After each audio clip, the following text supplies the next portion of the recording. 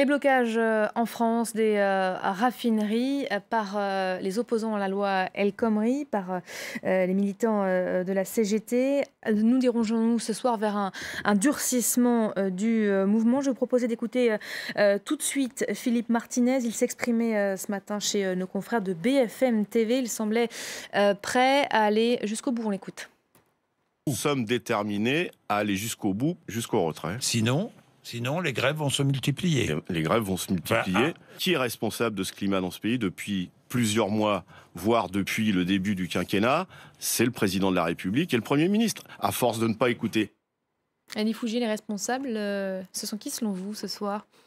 Moi, je ne suis pas là pour donner des bons points ou des mauvais points. La part de responsabilité de l'exécutif, elle est réelle, elle est réelle pour vous? Comme je vous l'ai dit tout à l'heure, je pense que je ne juge pas du fond de la loi. Je n'ai pas cette compétence-là. En revanche, le timing est absolument terrible. Et la façon de présenter cette loi, la façon de tout de suite de repousser toute forme de dialogue, et puis le 49.3, effectivement, c'est quelque chose qui ne pouvait que générer des critiques et au-delà des mobilisations, notamment à gauche, parce que c'est un peu la goutte d'eau qui a fait déborder le vase, et ce qui est en jeu en ce moment, c'est le sort du social-libéralisme en France. Sur la position du gouvernement ces derniers jours, au départ, on a un peu adopté la méthode Coué, non, il n'y a pas de problème, tout va bien. On sent que le ton, il est quand même en train de changer depuis ce matin. Ça indique quoi, ça indique qu'il a peur aujourd'hui, l'exécutif? Bien sûr qu'il a peur, parce que tous les gouvernements ont peur dès que des routiers ou dès que bloquent des raffineries ou dès que des syndicalistes bloquent des raffineries. Ça fait partie des grandes angoisses. Un gouvernement, il a en général 3 angoisses sociales. Là, je parle sous la responsabilité des spécialistes, mais des jeunes dans la rue, des agriculteurs et des raffineries qui sont bloquées. Et avec l'angoisse maximum des 3 à la fois, ce qui n'est pas le cas en l'occurrence. Mais effectivement, ce qui au-delà fait peur au gouvernement, même on le voit aussi du côté de la primaire des Républicains, c'est est-ce qu'on peut vraiment réformer en France? Et au-delà, on voit aussi un certain nombre d'interrogations de la part d'investisseurs internationaux qui se demandent si le territoire France est toujours aussi attractif. Donc ce n'est pas uniquement un enjeu entre l'exécutif et la CGT. Jusqu'à présent, en tout cas, je suis en désaccord complet avec vous. En termes d'attractivité, la France est un des pays les plus, encore aujourd'hui, malgré tous ces blocages, un des plus attirants, mais ce n'est pas un jugement de valeur, c'est des faits en matière ça s'appelle des investissements directs étrangers. C'est les entreprises qui investissent en France. Donc là-dessus. Deuxièmement, quant à la volonté des Français de faire des réformes, ma conviction, et il y a beaucoup de sondages, la science politique n'est pas mon domaine, hein, il y a beaucoup de sondages qui vont dans ce sens, disent que les Français sont prêts à faire des réformes en matière de retraite. Les Français, oui, mais est-ce que les politiques vont avoir le courage? Et donc il y a, après cette affaire, il y a un problème qui est, les politiques, est-ce qu'ils ont le courage de le faire? 2, les syndicats, est-ce qu'ils ont le courage d'accepter que on remette à plat un certain nombre de dossiers. Je vais prendre un exemple qui est la formation professionnelle, sur lequel des avancées ont été faites. Elles sont objectivement insuffisantes. Il y a 35 milliards, dont en gros la moitié est gâchée, alors que c'est l'avenir de nos enfants. Et je dois dire que les syndicats, et j'en désigne aucun en particulier sur ce dossier-là, n'ont pas été d'une coopération, MEDEF compris, les syndicats MEDEF compris, n'ont pas été d'une coopération très grande. Donc je crois que la volonté des Français est grande, l'attractivité de la France est grande, il y a au milieu un petit blocage. Et je suis pour le renforcement du poids des syndicats. Fabrice Ingélier, répondez, puisque vous représentez la CGT sur ce plateau.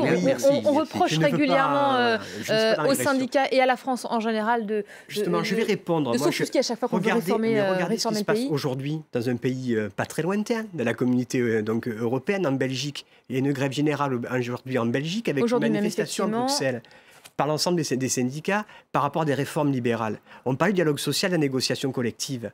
En Allemagne, c'est la lutte, des luttes inédites donc des salariés qui ont produit une augmentation de salaire sur 2 ans de 5% pour la fonction publique, contrairement à la France.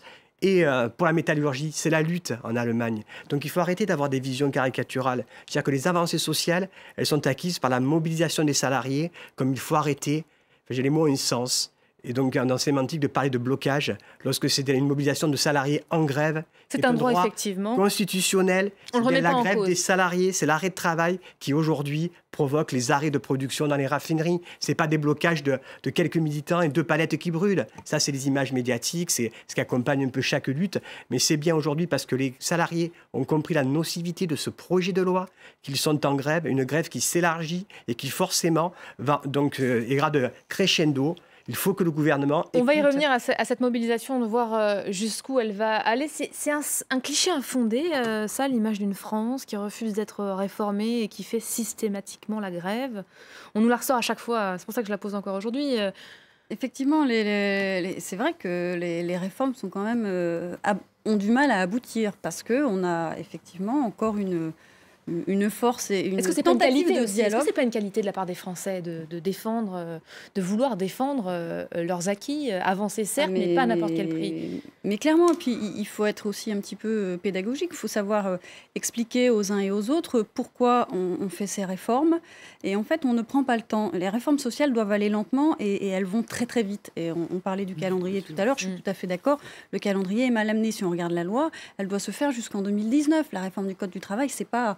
Alors pourquoi ? Expliquez-moi, c'est quoi l'intérêt ? C'est quoi l'intérêt d'avoir agi parce qu'on a une pression européenne et on a une vite. pression d'une élection présidentielle en 2017. Mais c'est un risque, c'est risqué pour l'exécutif français. C'est très risqué de se retrouver dans cette situation aujourd'hui. C'est une action politique kamikaze pour moi. Est-ce qu'on peut dire que c'est courageux ? Je ne suis pas sûr que je le pense, mais au moins l'évoquer. C'est pas Schröder, ce ne sont pas les réformes Schröder qui a dit effectivement avec des négociations, avec un dialogue, en se disant quoi qu'il en soit, je mets en place ces réformes et je perds l'élection. C'est pas ça l'orientation de Valls-Hollande. On est 100% d'accord. Mais malgré tout, si tout le monde est d'accord. Non. La sujet qui ne concerne pas. Nous, c'est vraiment la situation sociale. Rassurez-vous, ça ne va pas durer. Je suis d'accord sur le fait que les réformes qui ont été mises en œuvre du début du quinquennat ne sont pas absolument révolutionnaires, comme ça a été le cas en Allemagne avec les réformes Schröder. Mais il y a quand même eu plein de réformes. Et je trouve, quelque part, que c'est assez courageux, dans une année préélectorale, de se taper... C'est lamentable, on l'a dit tout à l'heure, sur le plan du timing, et encore pire sur le plan de la com. Mais, quelque part, c'est un peu courageux de se dire, sur ce dossier-là, on ne peut pas finir le quinquennat sans proposer des réformes. J'espère que vous êtes d'accord sur le fait que le CPA, c'est un progrès.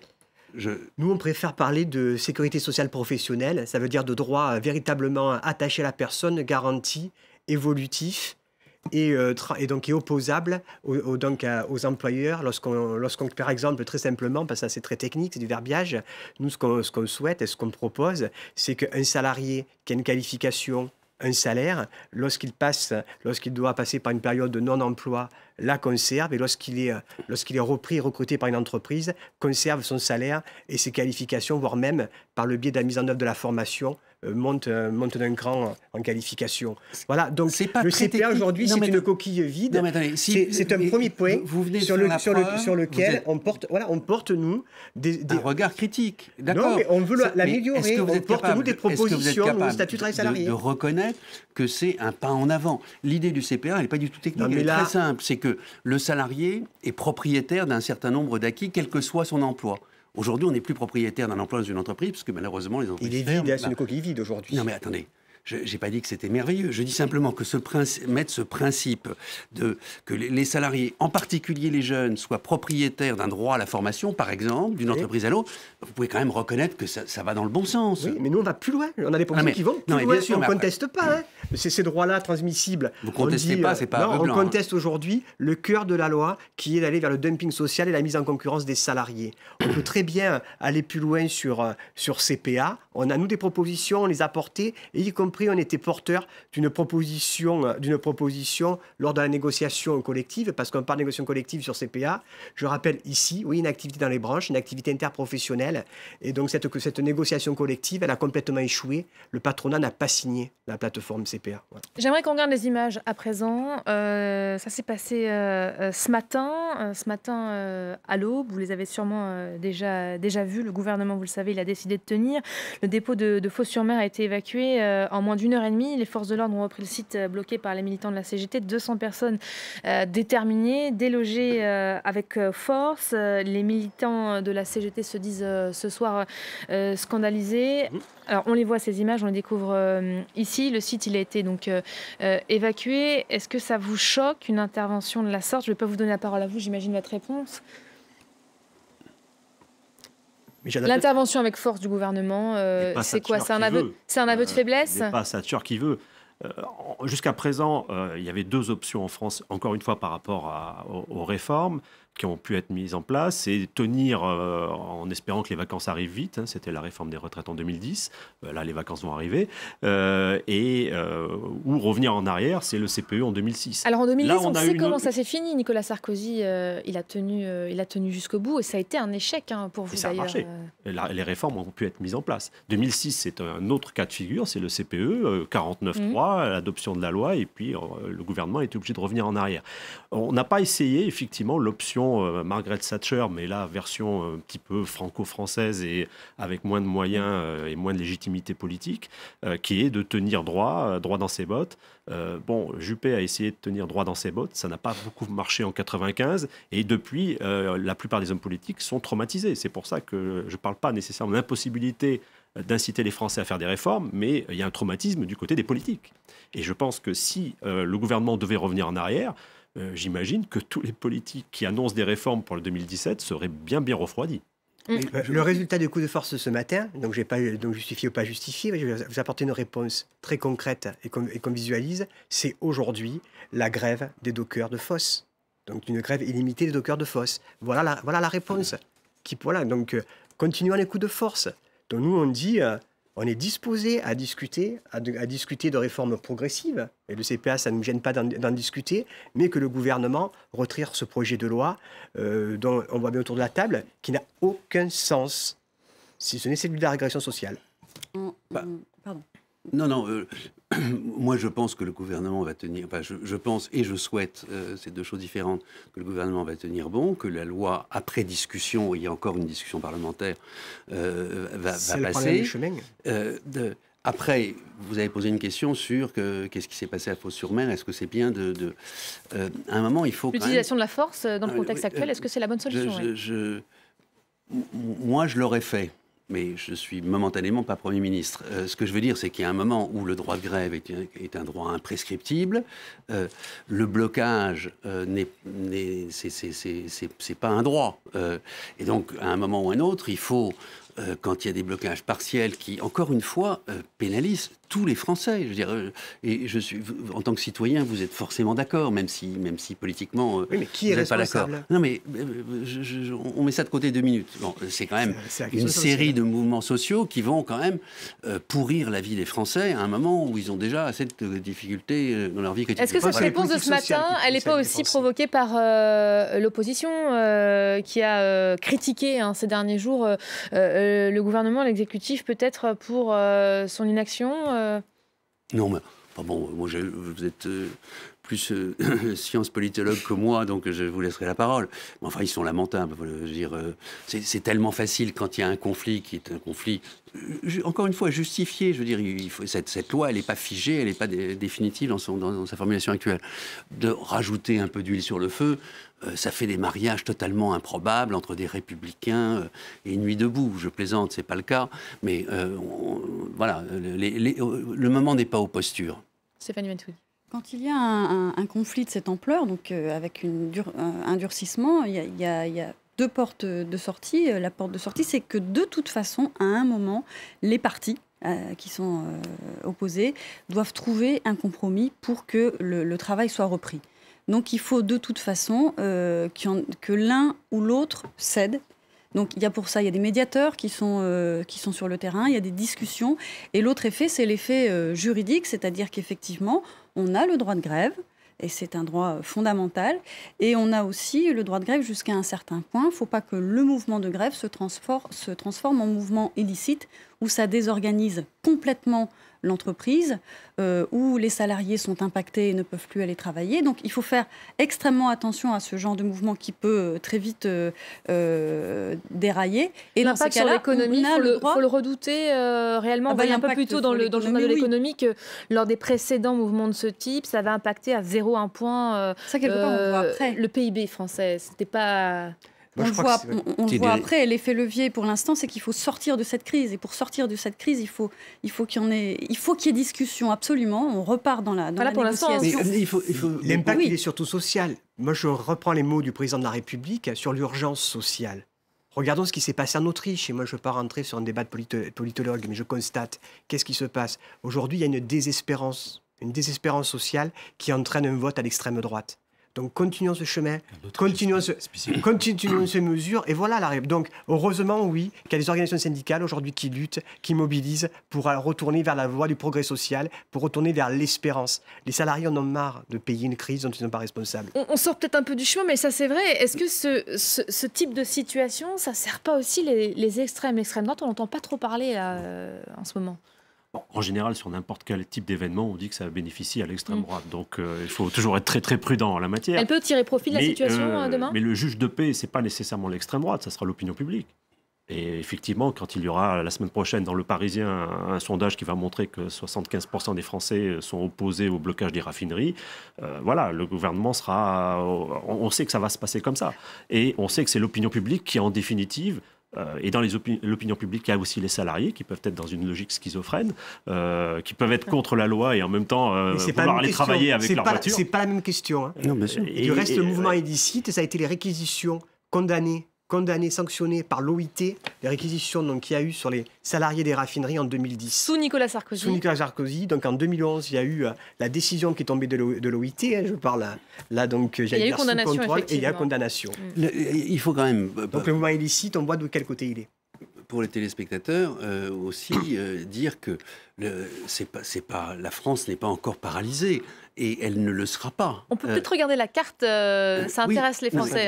Bien sûr. Sur les perceptions. Ce qui explique, évidemment. Ce qui explique très largement le fait qu'il y ait des pompes à essence et qu'il n'y ait pas d'essence, qui est quand même embêtant, c'est deux choses. Un, des problèmes logistiques qui sont difficiles à régler compte tenu de la situation, mais qui ne sont pas impossibles à régler. On a de mémoire 104 stocks stratégiques en France. Donc avant de les bloquer, ça va prendre du temps.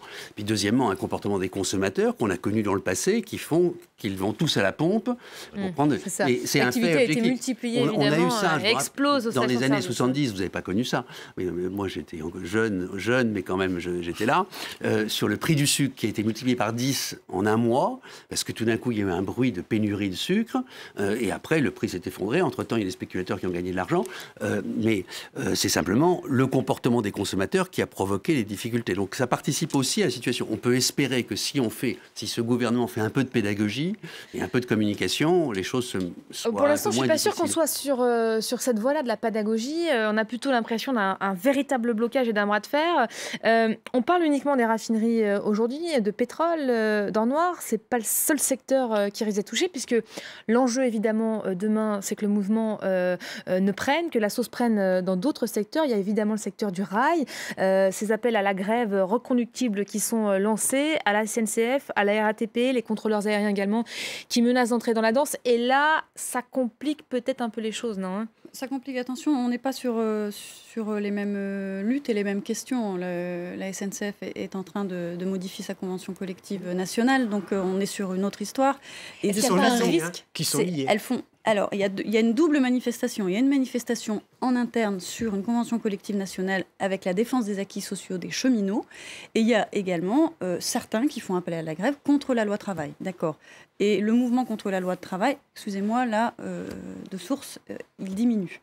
Après, on a de la même façon le statut d'Air France, il est retravaillé. Donc, il ne faut pas confondre et il ne faut pas amalgamer tous les mouvements sociaux. Mais pour le coup, effectivement, ça peut servir la CGT. Ce qui compte, disait Elie Fougier, ce sont les perceptions qui comptent. Ce sont les perceptions des Français qui comptent. Il y a l'euro, il y a les examens. Effectivement, si les examens sont annulés parce qu'il y a des problèmes de transport, ça effectivement, c'est pas très populaire. L'euro de foot qui est censé donner une image de la France qui redémarre, qui va mieux. Effectivement, ce qui compte, ce sont les perceptions. encore une fois. Et une fois que 2 ou 3 sondages iront dans le même sens, effectivement, le bras de fer, on le voit aujourd'hui, c'est que chacun est dans sa posture et refuse de négocier, et le juge de paix sera l'opinion publique. Fabrice Angéi, demain, vous êtes prêt à vous rasseoir à la table des négociations avec le gouvernement si vous tendez la main? Vous êtes prêt à lui tendre la main peut-être, On l'a fait. On a fait une proposition de code du travail du XXe siècle. On l'a fait. On a fait une lettre, et là aussi, on peut dans la CGT, on n'est pas seul. Le 20 mai, donc c'est pas vieux, on a encore refait un appel solennel qu'on a rendu public par un courrier au président de la République pour nous dire de nous recevoir, pour écouter et discuter de nos propositions. Encore une fois, il y a le blocage, le déni, l'aveuglement, la surdité, c'est le gouvernement qui la met en œuvre, puisque c'est pas mon domaine, mais on a bien l'impression qu'on est là sur une ligne de départ pour une élection 2017 où on aurait Macron d'un côté, Valls de l'autre, et au milieu François Hollande. Et nous, ça ne nous intéresse pas. Les intérêts politiciens ne nous intéressent pas. Nous, c'est l'intérêt général des salariés qui nous intéresse. Et donc la CFDT ne défend pas les salariés? Ces syndicats, il y en a un grand nombre aujourd'hui qui défilent avec FO, FSU, Solidaire, la CGT et les 3 organisations de jeunesse que sont l'UNL. On n'en a pas parlé justement, vous vous sentez seul aujourd'hui dans cette mobilisation? Pas du tout. On se sent appuyé par l'opinion publique, appuyé par les salariés. Je parlais des autres syndicats. Non, puisqu'aujourd'hui, je le dis, y compris on a une vision un peu tronquée. Il y a nombre d'autres syndicats qui défilent aujourd'hui avec la CFDT. Il y a quelques adhérents, des syndicats constitués avec des banderoles, etc. Tous les adhérents de la CFDT et lorsqu'on écoute, et on verra ce qui va se passer au mois de juin au congrès de la CGC, c'est pas mon organisation syndicale. Lorsqu'on écoute sur le fond, lorsqu'on écoute sur le fond d'autres syndicats, lorsqu'ils ont passé l'audition au Sénat ou à l'Assemblée nationale, je pense qu'il n'y avait pas de différence à la perception. Par exemple, entre la CGC sur l'émulation d'architectes normes, sur le licenciement économique facilité, qui facilite les destructions d'emplois, avec ce que dit la CGT. Ils n'avaient pas le même comportement. Et donc, je repose le mot de la fin, on n'y est pas stressé. La CFDT ne défend pas les salariés, qui est votre principal, concurrent. Aux salariés d'en juger. C'est le mot de la fin. Merci à vous d'avoir été mes invités. Merci pour ce débat. On passe tout de suite à un œil sur les débats.